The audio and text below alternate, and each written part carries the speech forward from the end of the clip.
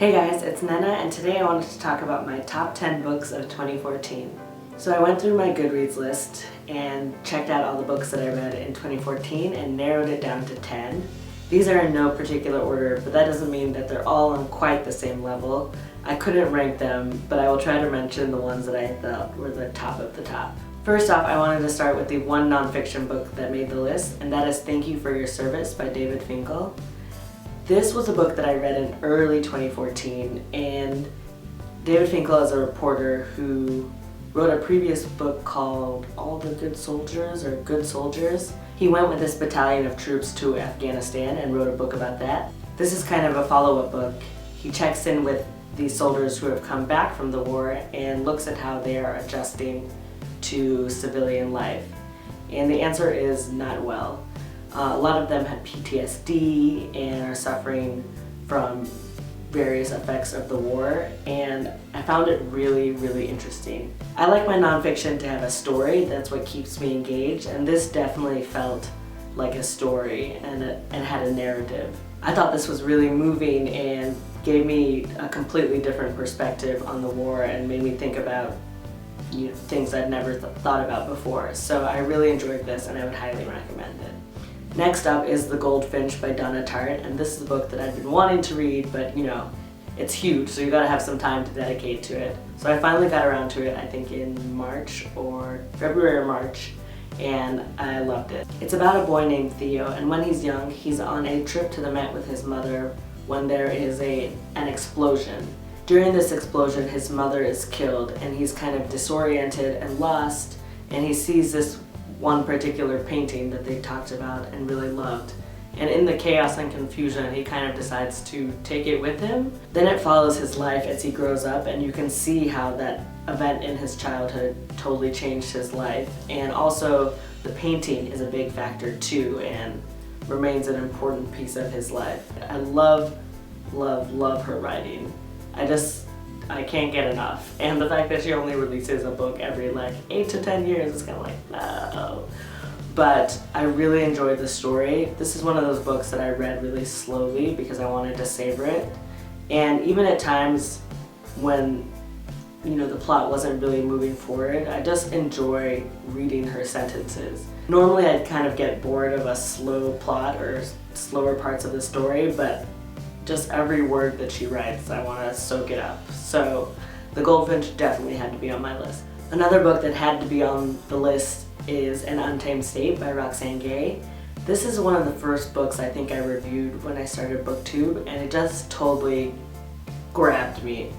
This is about a young woman who goes back to visit her family in Haiti and gets kidnapped, and for 13 days she is subjected to all kinds of horrible things. This just completely sucked up my attention. I read one sentence of it. No, that's not true. I read the first chapter or two in an excerpt on an online magazine, and then when I got home from work that day, I bought the ebook and stayed up until 4 in the morning finishing it. That's how gripped I was.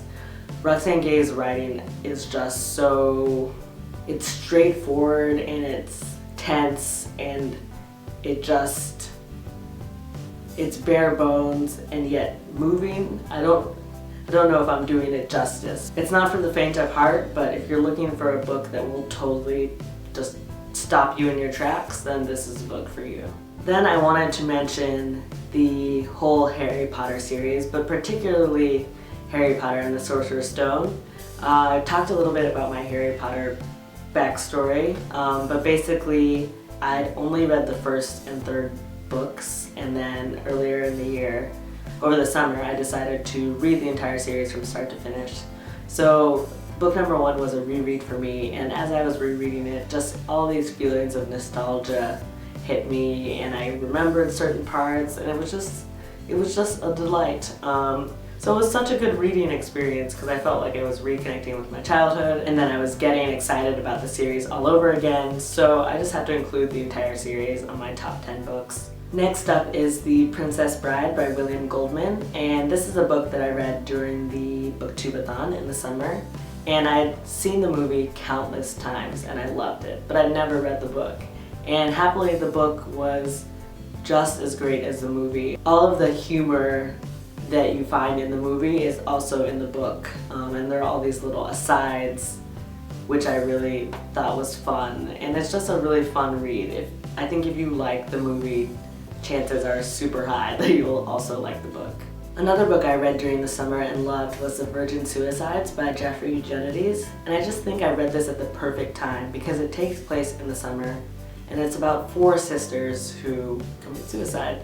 The atmosphere was perfect because it was summertime in the book and it was summertime in real life as I was reading it. The writing was very fluid and sort of dreamlike, and I really enjoyed sort of getting lost in that sensation.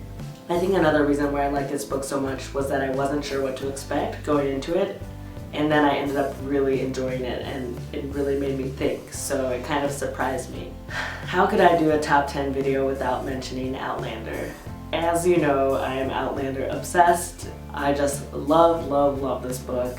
I will link up the video I did on it below, and I mentioned it in countless other videos after, but I just loved getting lost in that world. I think the last time I just fell totally into a world like that was Game of Thrones. I love the main character Claire and her willingness to fight and not be afraid to speak her mind or do what she thinks is right. And then of course there's Jamie, and there are so many elements in this story that make it interesting. There's love and politics and family and war and time travel and modernity versus history. There's just so much stuff in this book that you can really sink your teeth into, and I recommended it to my best friend and she loved it and is getting her mom and sister to read it. And the TV series is fantastic, so Outlander just had to be on my list. Now we're getting to a few books that I read more recently, and one of those is The Bell Jar by Sylvia Plath.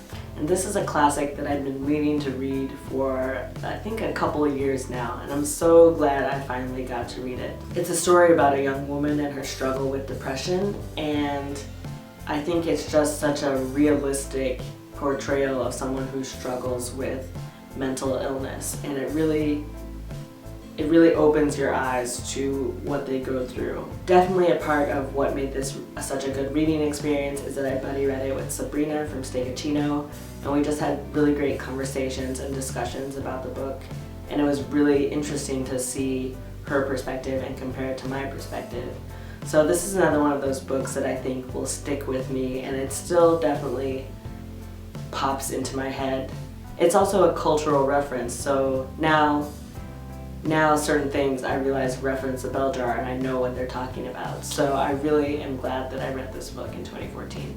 Second to last, we have Rebecca by Daphne du Maurier, and this book I just loved. It's about a young woman who marries a widower. At first she thinks that everything is wonderful and she thinks that she'll be happy in her new married life, but then she's sort of haunted by the shadow of his first wife. And this is dark, a bit suspenseful, and just so well written. I mean, just the author reveals certain details like bit by bit, and then everything comes together and you're like, wow. So I love this book. I read it in October. It's not overtly creepy, but I think it did make a good Halloween time read. Finally, I've got to give a shout out to the one and only Amy Poehler, who is just hilarious and wonderful, and can we just be best friends already, please? I loved her book, Yes Please. And I listened to the audiobook version, which is narrated by Amy, and it's her memoir. So she talks about her life, how she got started in comedy, her kids, her marriage and divorce. She just seems like such a cool, grounded, well-rounded woman, and I think she's such an inspiration. She's so famous, but she has a way about her that makes it feel like she's your best friend and someone that you could really get along with. And I think it was really interesting to learn about her life and hear her bits of wisdom, and I'd recommend this book to anyone because I thought it was awesome. And I also finally bought my physical copy of the book, so I'm looking forward to browsing through that. Yay, 2014! I am so happy with a lot of the books that I read in 2014, and I'm particularly happy that I joined BookTube and found this awesome community.